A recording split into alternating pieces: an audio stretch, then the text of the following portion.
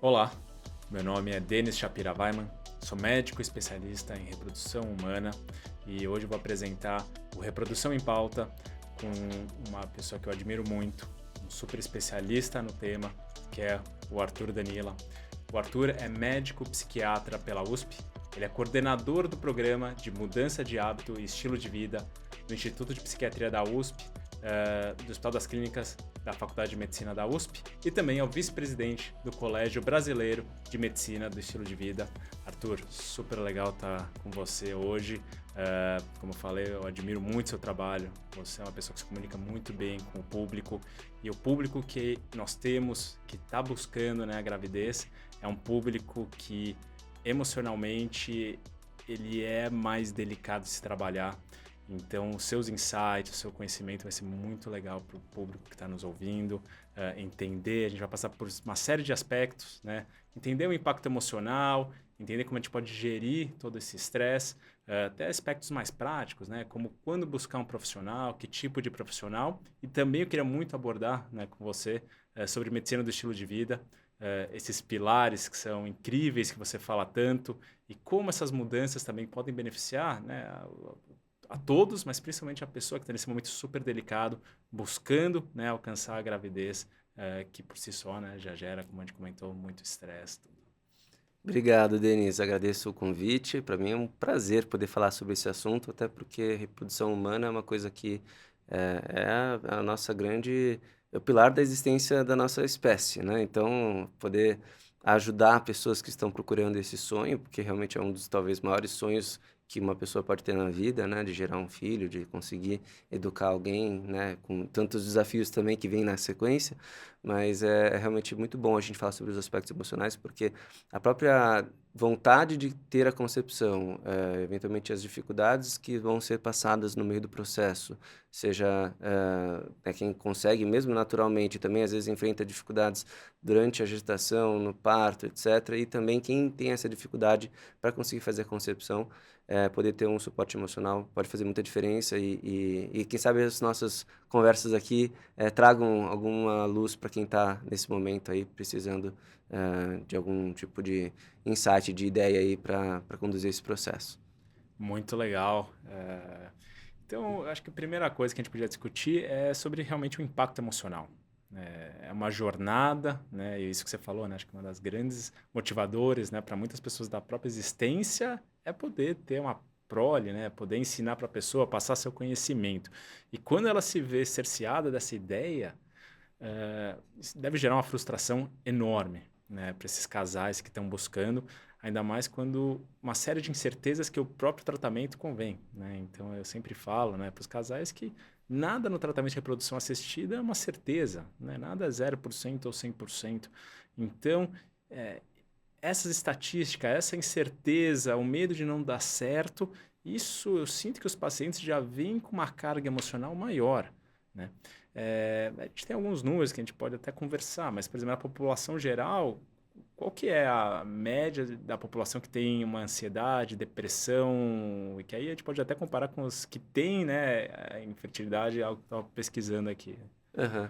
Bom, primeiro é importante dizer que a saúde mental é um componente fundamental da saúde como um todo, né? A gente não consegue ter saúde física se não tiver saúde mental, não consegue ter saúde mental se a gente também não tem uma boa saúde física, então as coisas são imbricadas, né? Lembrando até aquele conceito muito fundamental sobre saúde da OMS, né? Que é um conceito lá da década de 1940, que saúde não é só ausência de doenças, mas um estado de completo bem-estar biopsicossocial, ou seja, tem um aspecto biológico que muito nas pessoas com dificuldade na reprodução vão ter aí questões biológicas, mas aí sim as repercussões disso do ponto de vista psicológico e socialmente, porque também existe às vezes uma cobrança, né? Às vezes não, muito frequentemente, inclusive com o envelhecimento populacional, as mulheres querendo talvez ser mães um pouco mais na frente, na trajetória de vida, e aí vem uma pressão social de que precisa engravidar, né? Porque tem uma idade ali para ter o filho. Então, enfim, o problema é complexo, né? E então não é só a gente não ter a doença, mas é conseguir realmente se posicionar na vida de uma maneira Legal. feliz, com qualidade de vida e com boa performance do ponto de vista emocional mesmo. Aí, para te responder um pouco a tua pergunta, né, em termos populacionais, os transtornos mentais mais comuns são ansiedade e depressão. Acho que isso não é novidade para ninguém. Aliás, o Brasil lidera o ranking de países mais ansiosos no mundo. Uau. É, isso não é uma estatística boa, que a gente é líder, infelizmente. Assim, não é uma grande diferença em termos absolutos em porcentagem, mas mostra que a nossa população tem essa dificuldade. E aí vai beirar entre os 15%, 20% da população de maneira geral vai ter algum sintoma ansioso em algum momento na vida. Para depressão, 17%, 18% são as porcentagens. Então, veja aí que são porcentagens muito grandes e muitas vezes se sobrepostas, né? Geram um impacto muito grande na qualidade de vida da pessoa. Muito interessante, dado que me deixou muito surpreso realmente saber que o Brasil está liderando um ranking de ansiedade, né? É uma visão que eu não tinha e isso me deixa surpreso e preocupado até ao mesmo tempo, né? Com a saúde mental nossa, né? Como um todo que tá aqui inserida nessa sociedade.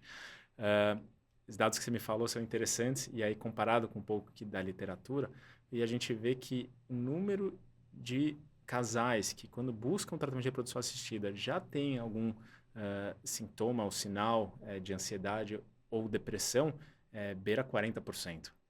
Então, é muito em linha um pouco do feeling, né, nosso que está recebendo esses casais, que a prevalência acaba sendo mais alta mesmo do que da população. Até interessante você me falar isso. Bom, não faz muita. Não é muito estranho também escutar isso. Primeiro, porque tem uma situação posta ali, né? Tem uma limitação, uma percepção de insuficiência, de frustração, né? Diante da não possibilidade por meios naturais.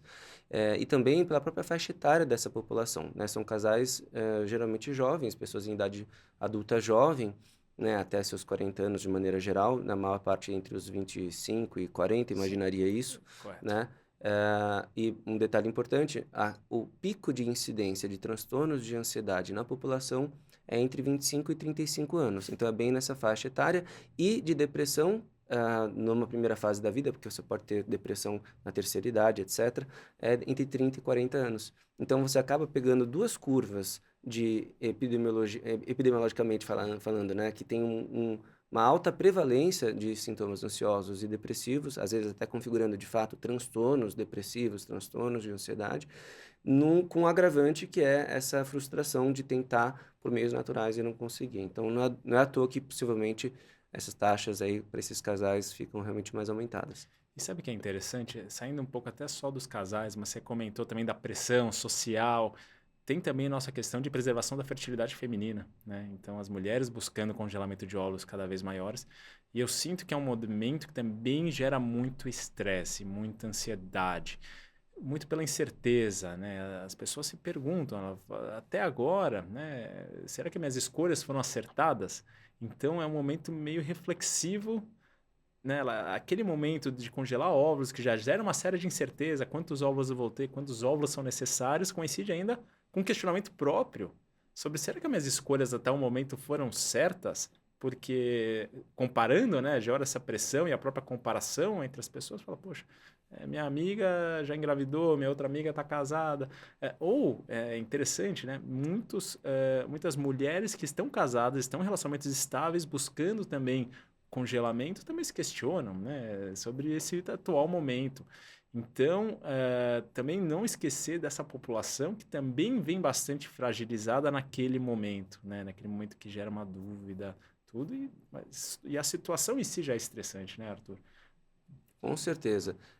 Quem já decide congelar os óvulos já faz isso pensando em alguma dificuldade que porventura possa enfrentar, seja o avançar da idade, seja a perda da vitalidade, dos óvulos com o passar da idade, enfim. Então, de fato, a gente tem todas essas questões que precisam ser colocadas em perspectiva, inclusive a própria questão do momento de conceber, o quanto que isso implicaria na mudança da relação, a própria conjugal, né? Quer dizer, uma vida de casal antes de filhos e depois é completamente diferente, né? Então, tudo isso tem que ser realmente bem pensado. Essa dinâmica, né, de relacionamento é um ponto importantíssimo que você tocou, eh, porque eu vejo, é engraçado que quando a pessoa está nesse processo, nessa jornada, né, é um tratamento que eu acho que até se assimila um pouco ao tratamento psiquiátrico, no sentido que você não é um único procedimento, né? Talvez diferente dos nossos colegas cirurgiões ou colegas que fazem um tratamento pontual, o nosso é um acompanhamento.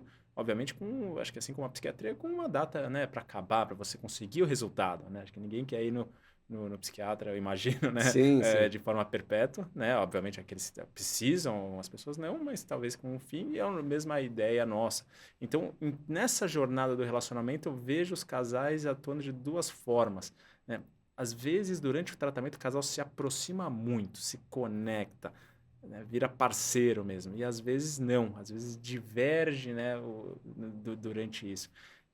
Essa dinâmica de relacionamento é algo que talvez impacta muito na saúde mental, né? Então, como você está com seu cônjuge, certo? É, com certeza. A gente está falando aqui provavelmente de duas estratégias de manejo do estresse diferentes, né? E aí, manejo do estresse, aliás, é uma das coisas que a gente fala muito quando vai falar até de medicina do estilo de vida, é um dos pilares, né? É o gerenciamento do estresse que todos nós temos e que vamos ter em vários momentos da vida. Então, o problema não é ter estresse, o problema é não saber manejar o estresse. E aí, a relação conjugal, ela pode tanto entender que a aproximação é uma maneira de você manejar, por meio do coping, né, com o outro ali, né, um ajudando o outro a enfrentar essa barra. Ou casais, às vezes, podem ter um movimento de eu preciso me cuidar primeiro para depois cuidar da relação, né? E isso pode ser uma maneira dos dois elementos ali encontrarem uma solução para aquela dificuldade que está sendo colocada. Não tem certo, não tem errado. Agora, com certeza, a comunicação num relacionamento é super importante, ainda mais num momento tão fundamental como o da concepção humana de uma nova geração, né? Sem dúvida, né? Porque a gente está olhando para frente, né? Então, o que vai acontecer adiante? Então, o casal também, assim como a gente comentou do congelamento de ovos, está se questionando, porque eles estão questionando eles, né? A ideia do manejo de estresse que você falou realmente é brilhante, né? Acho que o estresse, todo mundo vai ter o estresse. E adorei o que você falou, é realmente como você gere o estresse e como isso impacta você que vai impactar, né? Imagino Exato. que em casal isso pode ser potencializado. Duas pessoas estressadas que não sabem manejar, talvez gera um ciclo vicioso muito ruim para esse relacionamento. Sim. E que muitas vezes também não tem já a experiência. Geralmente é a pessoa que está numa primeira gestação, né? Então, tanto a mulher nunca teve a experiência de gestar, o marido também não conhece essa realidade, né? Nem vai acompanhar as modificações gravídicas internamente, como a mulher, inclusive, passa, e isso vai ajudando ela a realizar a própria concepção. Depois temos também os medos, né, de se a gestação vai vingar, como vai ser o nascimento, como é que vai ser a forma de nascimento, o parto, né, o pós-parto. Tem tantos questionamentos na cabeça que não é à toa que as pessoas ficam mais ansiosas, né, porque é muita coisa de futuro, muita projeção de futuro. E pessoas que vivem mais projetadas no futuro tendem a ser mais ansiosas, né. No final das contas, a gente tem a passagem do tempo que é, para todos nós, uma realidade inequívoca. Nós passamos já pelo nosso passado, nós estamos vivendo o momento presente e vamos trilhar um caminho futuro, né? Não adianta a gente pensar muito, embora isso às vezes ajude a gente a organizar as ideias, mas não adianta a gente ficar só no momento futuro, porque senão a gente vai ficar ali especulando uma série de possibilidades que não se relacionam ao que as necessidades que estão sendo esperadas de ação de você no presente, né? Então é um desafio, realmente é um desafio grande. Isso que você fala é muito interessante, Arthur, porque na nossa prática, quando a gente está para começar o tratamento, no primeiro dia, né, das injeções, a paciente ela nos procura, né, está na clínica para começar as injeções, às vezes elas viram para mim e falam, e se eu não tiver o número de ovos necessário? E se esses ovos não forem bons? E, sabe, eu posso fazer de novo? Meu Deus, às vezes eu não tenho condições de fazer um novo tratamento, e meu marido... acho que meu marido não vai aguentar, sabe, se a gente passar por isso de novo. Então, essa projeção do futuro é muito evidente que gera realmente muita ansiedade, né? É. Isso é controlável? Tem formas de a gente conseguir controlar? Ou uma pessoa que ela já é mais tendenciosa a se projetar para o futuro, é uma questão mesmo de ela entender isso? Como que você vê? Todos nós vamos ter momentos de preocupação com relação ao futuro. Isso faz parte, inclusive, da nossa sobrevivência humana, Pensa aí que nós somos a evolução do homem da caverna, que ia lá, não tinha a comida na prateleira do supermercado, tinha que sair para caçar. E quando você sai para caçar, você não sabe se você vai encontrar a presa ou se você vai ser a presa de alguém, né? No caso de um leão, enfim, brincando aqui, mas a ideia é, na floresta, quando você está num ambiente selvagem, você não tem todo o domínio da situação. Então, você se programar, se preparar para ter a maior chance de sucesso é algo que vai te ajudar a sobreviver. Então, se eu vou caçar e eu enxergo melhor durante o dia, eu vou preferir ir durante o dia. Então, isso é uma programação que acontece porque eu me preocupei em que eu preciso enxergar quando eu for caçar. Então, a gente faz isso. E a nossa carga genética não é tão não mudou tanto quanto mudou a incorporação da tecnologia. Estamos aqui agora num podcast, né? Tá todo mundo assistindo a gente de maneira digital. Isso é ótimo, mas a nossa carga genética ainda é do homem da caverna, né? Então, o problema, de novo, não é ter a preocupação futura. A questão é como a gente maneja isso, o impacto que isso tem na nossa vida e como a gente consegue também dissipar esses pensamentos, né? Então, a pessoa pode ficar preocupada realmente com a quantidade de óvulos que ela vai conseguir coletar, se eles vão ser viáveis, qual que vai ser a vitalidade. Agora, tem que entender que ela só vai conseguir saber isso se ela conseguir ter a tranquilidade de se permitir fazer o primeiro processo, que é a coleta, né? E aí depois, etapa por etapa, avançar no processo de reprodução assistida. Então, esse é um desafio, né? A pessoa entender que ela pode ter preocupações, mas isso não pode se sobrepor às necessidades que são esperadas da pessoa em cada momento dessa trajetória, como você falou, dessa jornada de reprodução. É gerenciar as expectativas, né? A gente Exatamente. gerenciar qual é o resultado e segurar muito essa ansiedade, né? Não sei nem se eu poderia estar falando isso, né, para alguém que tem ansiedade, né? Mas tentar pensar no presente, né? Vamos fazer o melhor processo agora, melhores injeções. Depois a gente vai pensar nas próximas etapas e nas consequências que vão ter. Essa é a abordagem que eu tento atuar com meus pacientes, né? Vamos focar no agora. Não vamos pensar que talvez eu vou ter que fazer um outro estímulo. Às vezes, realmente, você tem que conversar. Mas, às vezes, tem tudo para dar certo esse primeiro, né? Então, eu tento trazer a pessoa mais para uma realidade presente e dados, e usar os dados presentes para tentar, juntos, né, passar por essa fase tão turbulenta. O que você falou é bem importante, né, Denise? É trazer para o momento presente. Então, é realmente é uma ginástica, tá? Assim como a gente vai lá na academia, puxa, contrai o músculo, solta, relaxa o músculo, a nossa mente precisa ser capaz de ser estimulada para pensar no futuro, mas também conseguir relaxar voltando para o presente.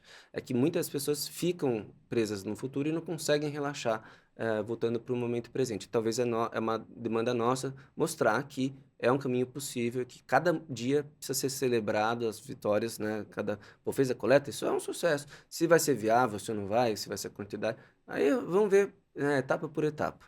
Muito legal. Você comentou de ginástica, né? Então, essa ginástica mental mesmo, de às vezes ir para o futuro, para depois voltar para o presente. No presente se estabilizar. A gente comentou de ansiedade. Quando a gente fala em ginástica, né? Acho que talvez eu usar um relativo, às vezes tem que ter um personal, né? Tem que ter um personal trainer para te ajudar. Qual o melhor momento, aquele músculo que está mais fraco. Então, minha pergunta agora para você é: os casais que às vezes sintam que precisam de ajuda, todos aquele casal que está passando por um processo de Uhum. ansiedade, uma ansiedade pequena ou uma ansiedade grande, talvez a pessoa não sabe discernir. Quando que para ela, qual que é o limite que fala, opa, agora eu preciso de ajuda, eu preciso de alguém para me guiar nessa jornada e fazer ela ser mais fácil?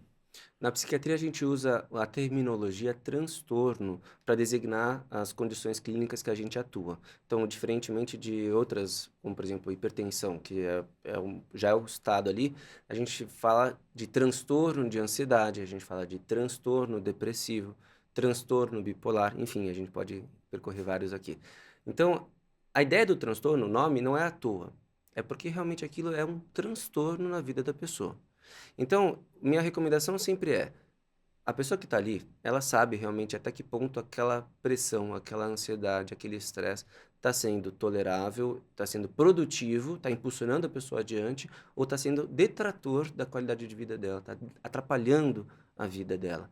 Se é um transtorno que atrapalha, num nível de intensidade que realmente incomoda, que gera repercussões ali no dia a dia da pessoa, ela precisa procurar ajuda. Ela provavelmente não vai conseguir encontrar todos os recursos sozinha. Ou se for, vai ser às custas de um gasto de energia, de estresse, literalmente, muito grande, que não compensa, né?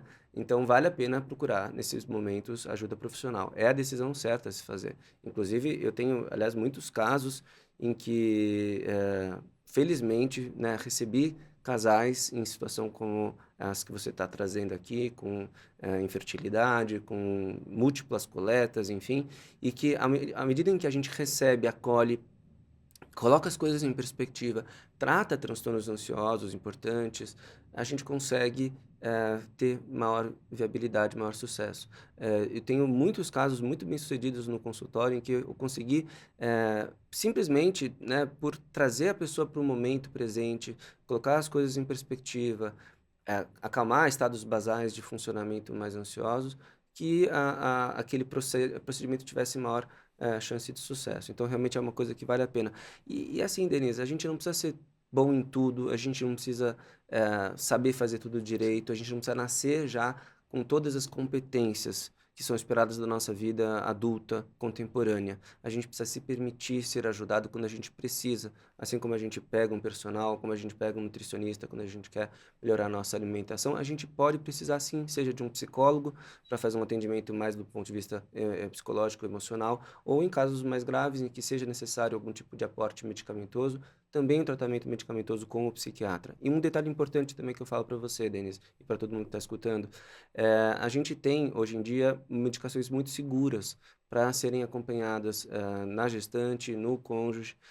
Então, essa preocupação que muitas gestantes ou intentantes de serem gestantes, né, tem, é uma preocupação que pode ser diluída, porque hoje em dia a gente tem mais segurança. Tem muitos casos aí de pessoas que passaram por processos ansiosos ou depressivos e que tiveram uso de medicação e que a gestação aconteceu tanto bem para a mãe quanto para o filho. Hoje a gente pensa muito nesse binômio mãe e o feto que está ali, que Sim. vai se transformar numa vida humana, né? Não dá para a gente pensar só no bebê, a gente tem que pensar na mãe, porque se a mãe não está bem emocionalmente, ela não se alimenta bem, ela não tem uma vida ativa, ela acaba tendo mais risco de fazer ações não saudáveis durante a gestação. Então, é muito importante que a gente assegure o bem-estar, a qualidade de vida dessa mãe em Com gestação. certeza.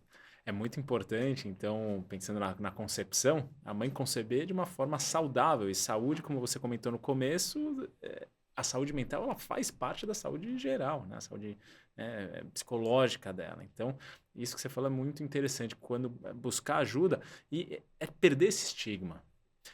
Talvez uma outra correlação que as nossas áreas têm é essa questão do estigma, né? Ninguém tem problema de falar que vai passar para um endocrinologista, ninguém vai falar que tem vergonha de passar para um nutricionista, para um cardiologista. Agora, passar com um médico psiquiatra e talvez passar com um médico que faz reprodução humana ainda tem um estigma muito grande, né? E as pessoas demoram para pedir ajuda. E deve ser uma correlação no nosso consultório, eu tenho certeza que é. Tem muitos casais que demoram anos para procurar ajuda para poder engravidar. Anos. Né? E imagino que em saúde, para vocês, né, saúde mental, acho que talvez o psiquiatra, que é o grande guardião, né, a primeira linha, né, de frente, né, para esse combate, também tem todo esse estigma. Então, muito legal você estar falando isso, desmistificando um pouco e colocando isso, que é uma coisa natural você precisar de ajuda em certos momentos da vida. Eu sou super fã, né, do que vocês fazem, porque realmente deixa tudo mais leve. E você comentou, e é verdade, é muito comum, tem vários estudos mostrando que pacientes que têm mais ansiedade e depressão engravidam menos do que aqueles que não têm. É uma diferença significativa, diversos estudos. Então, o fato de você estar cuidando da saúde mental, gerenciando o estresse de uma maneira mais efetiva, vai sim ajudar no seu tratamento para engravidar. Além de você ter uma gravidez até talvez mais saudável, você já começa a gravidez de uma forma com menos ansiedade, menos depressão. Do ponto de vista de saúde mesmo, melhor. Né? Então, Exato. Eu vou fazer um pequeno relato de um exemplo que eu tenho de caso de uma gestante que na época me procurou tentando ser gestante, né? Tinha falhado por processos naturais, já tinha tentado 3 vezes, já tinha, né, feito 3 tentativas, estava extremamente desgastada, né? Tanto emocionalmente, de maneira individual, mas também a relação conjugal estava muito, muito deteriorada. E ela tinha um funcionamento extremamente ansioso. Só que os dois, na verdade, o casal, os dois eram muito ansiosos. E aí, a gente começou o tratamento, eu falei, olha, vamos esperar para fazer a nova tentativa? Deixa eu primeiro fazer o tratamento com você, vamos atingir uma estabilidade emocional, e aí depois, quando você estiver bem, aí você tenta de novo, que eu acho que vai dar certo, né?